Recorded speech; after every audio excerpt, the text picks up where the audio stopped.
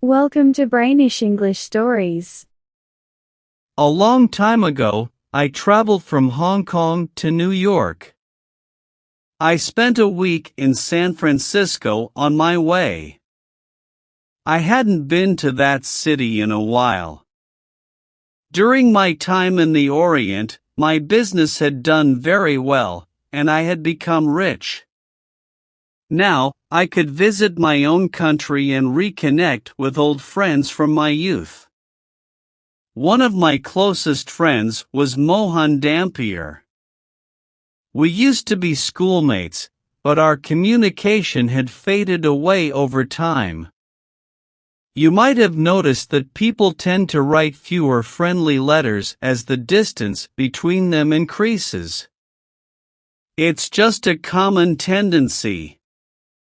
I remembered Mohan as a good-looking, strong guy who liked books. He didn't like to work much and didn't care about many of the things that most people value, like money. He had inherited enough wealth to live comfortably. His family was one of the oldest and most prestigious in the country. They were proud that none of their members had ever been involved in business or politics or achieved any kind of fame. Mohan was a bit sentimental, and he had a unique interest in strange and mysterious things. He studied all sorts of mysterious subjects, but he didn't let them lead him to crazy beliefs. He ventured into the world of the unknown while staying rooted in what we consider to be certain and true. The night I visited him was stormy.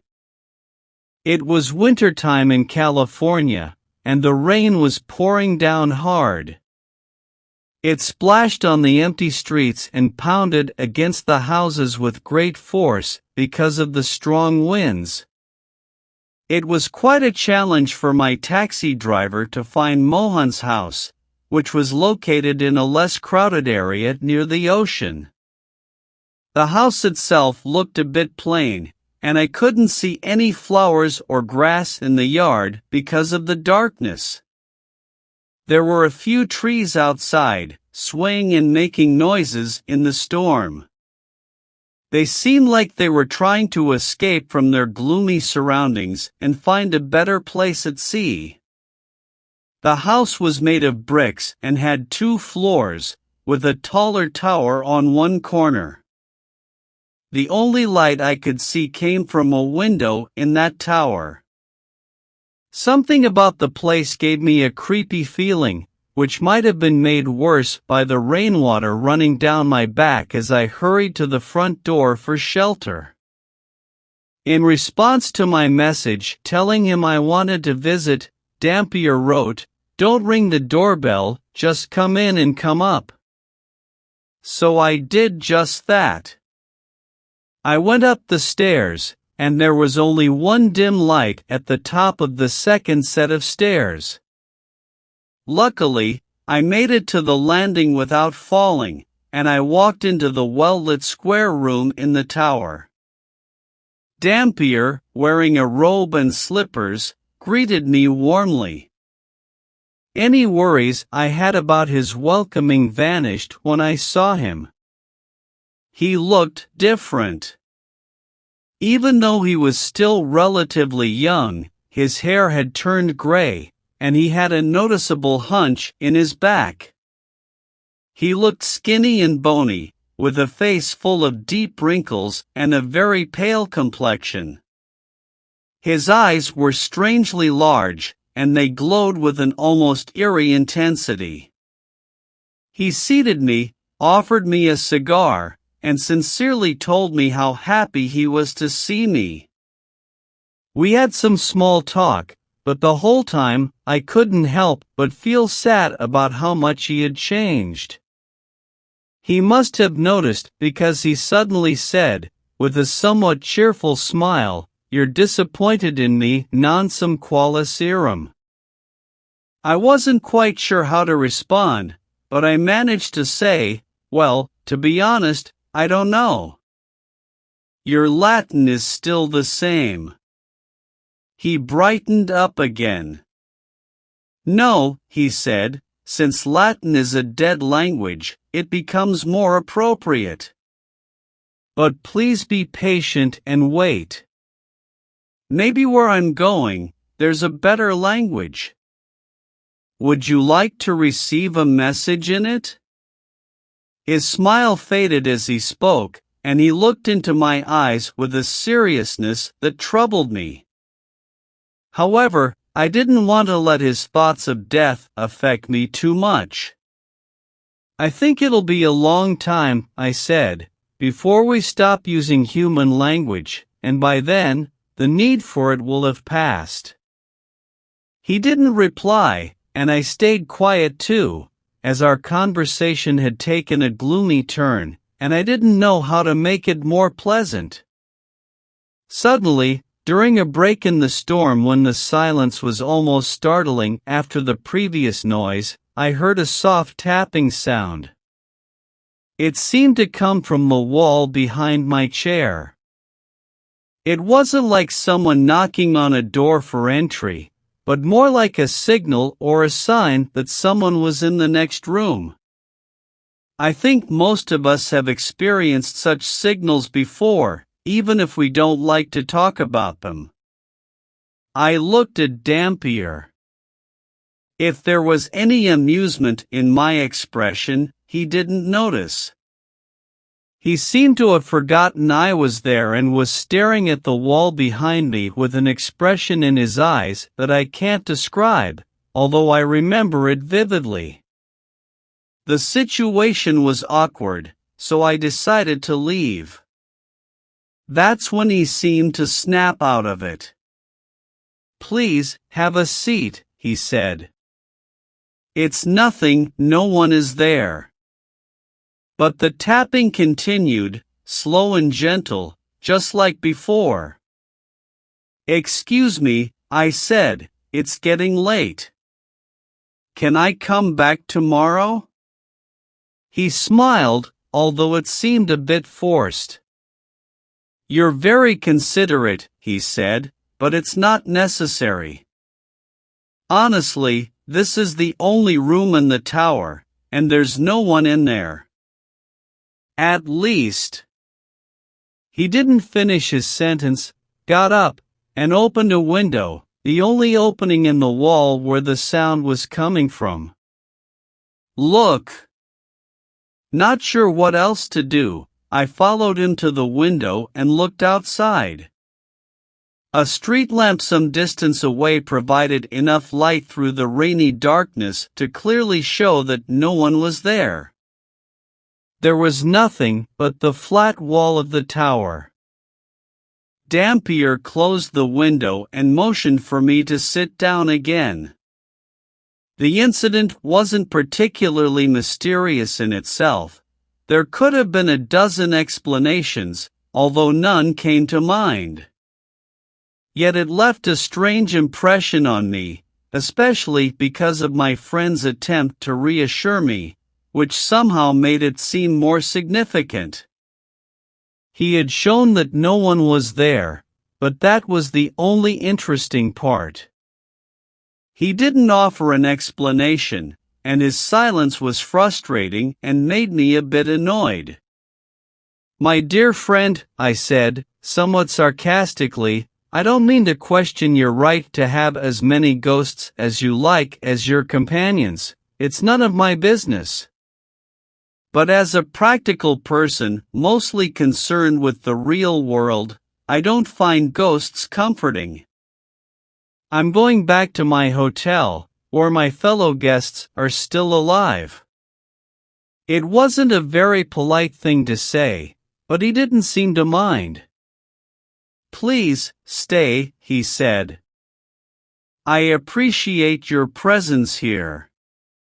What you heard tonight, I believe I've heard twice before. Now I know it wasn't my imagination. That means a lot to me, more than you can understand. Have another cigar and some patience while I tell you the story." The rain was now falling more steadily, making a soft, continuous sound.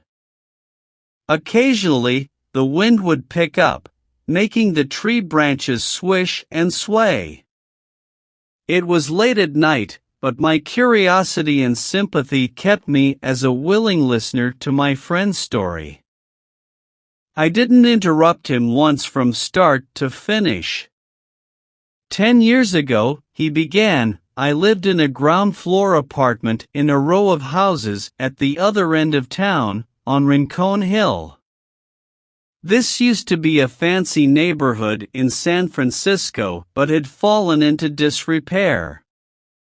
That happened partly because the old-fashioned houses didn't match the tastes of the wealthier people anymore, and partly because some public changes had messed it up.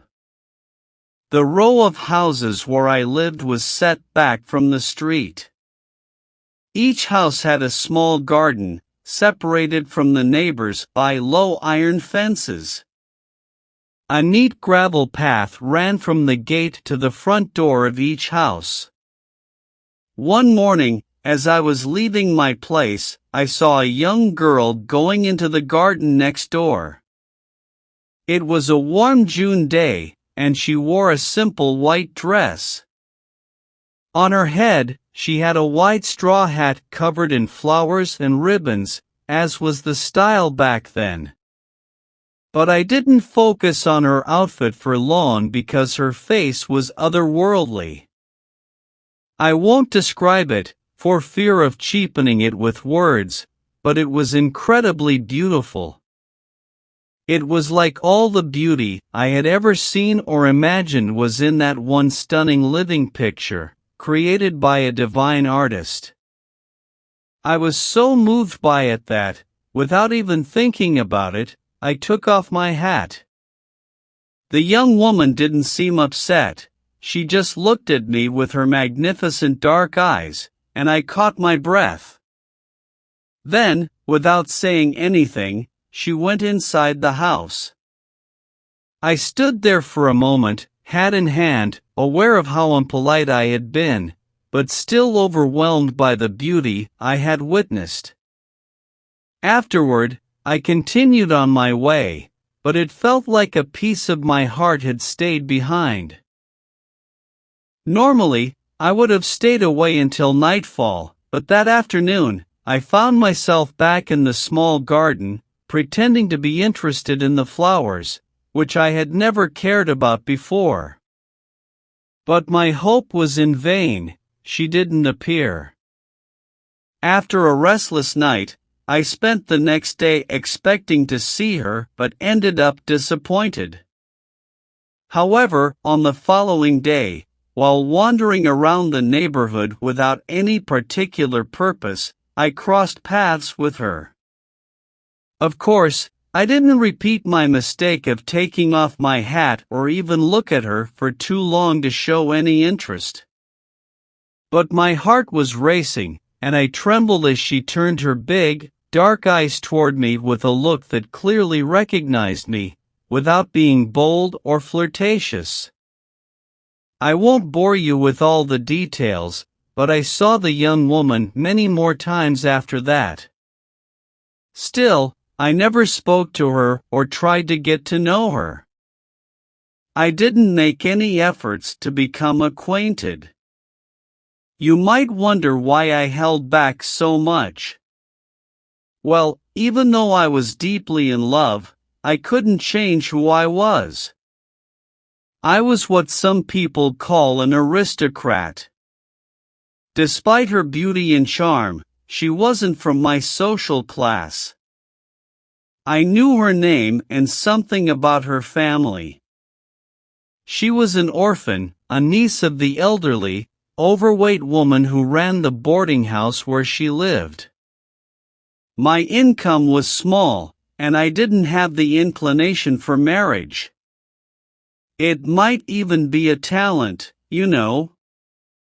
Marrying into that family would mean adopting their way of life, leaving behind my books and studies, and socially lowering myself.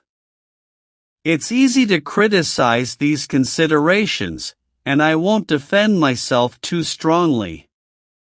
But if there's any justice, my ancestors for generations should be co-defendants, and I should be allowed to argue that heredity played a big role in my choices. Every drop of my family's blood spoke against a marriage like that. In short, my tastes, habits, instincts, and what little reason my love had left me, all went against it. Besides, I was an incorrigible romantic. I found a certain charm in an impersonal and spiritual connection that acquaintance might cheapen and marriage would surely destroy. I believed that no woman could be what this lovely girl appeared to be. Love is a delightful dream, why should I wake up?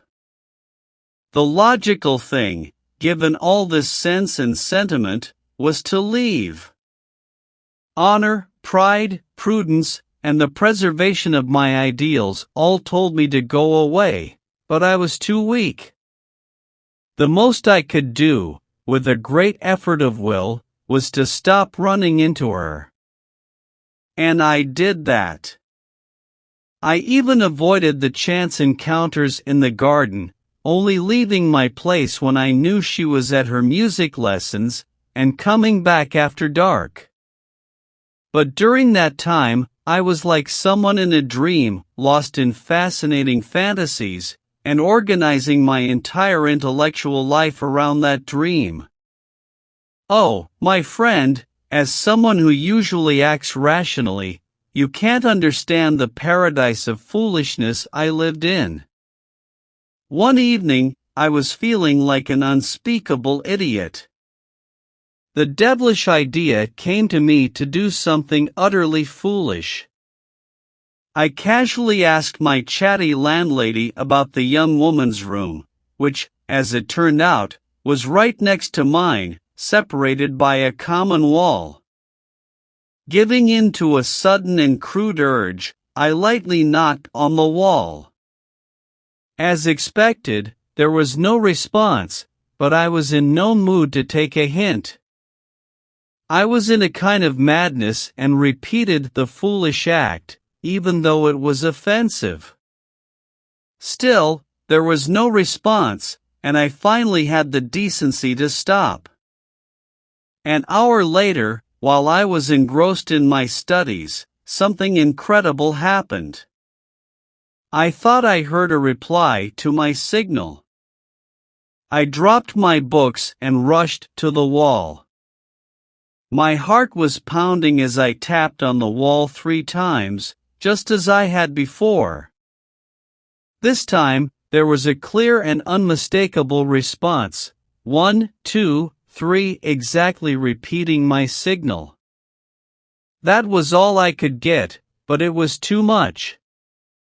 For many nights after that, this madness continued, with me always having the last word. I was deliriously happy during that time, but I stubbornly held on to my decision not to see her.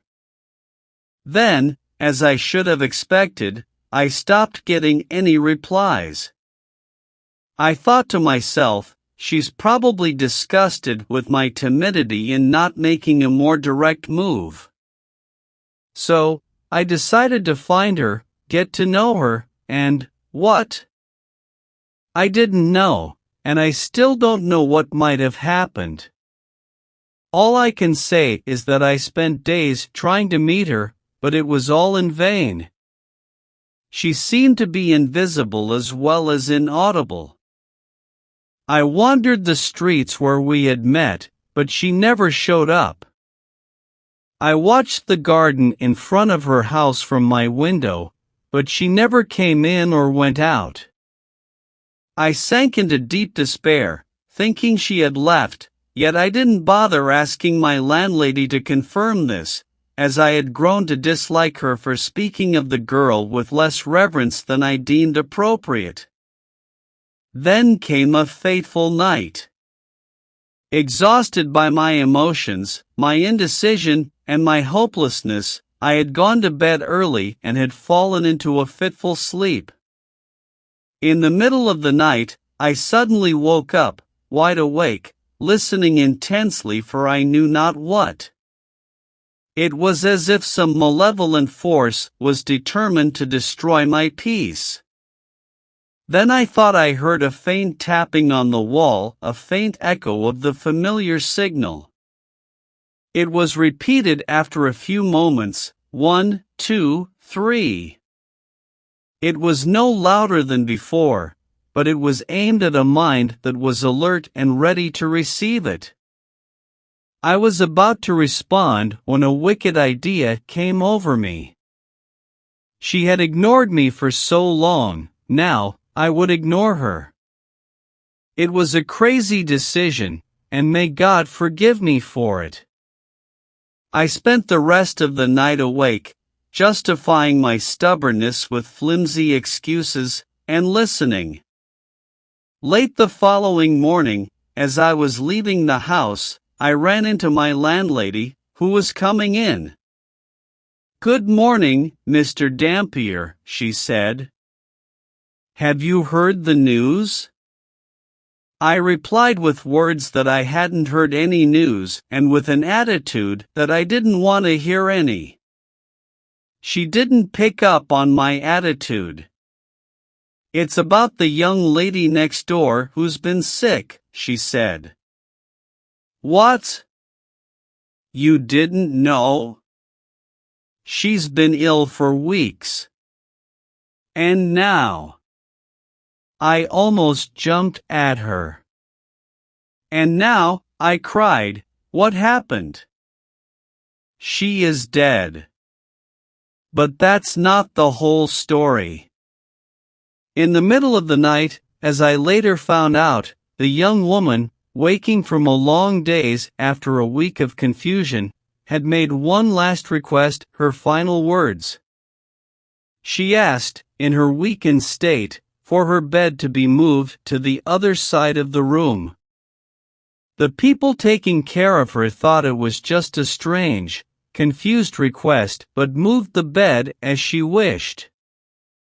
And it was there, on the opposite side of the room, that her departing soul tried to fix a broken connection, a precious thread of love and feelings between her innocence and a terrible wrong that blindly followed the law of self. What could I do to make up for it? Are there special prayers or words that can help the souls that wander on nights like this, spirits blown about by the invisible winds, appearing in storms and darkness with signs and omens, hints of memories, and predictions of doom? This is the third time it has happened. The first time, I was too skeptical to do anything beyond checking the incident with natural explanations. The second time, I responded to the signal after it had been repeated several times, but with no result. Tonight's event completes the fatal triad explained by Parapelius Necromantius. There's nothing more to tell. When Dampier finished his story, I couldn't think of anything appropriate to say, and it would have been rude to question him further. I stood up and said goodnight, expressing my sympathy in a way that conveyed my understanding, which he acknowledged with a silent handshake. That night, he was left alone with his sorrow and guilt, passing into the unknown. He died.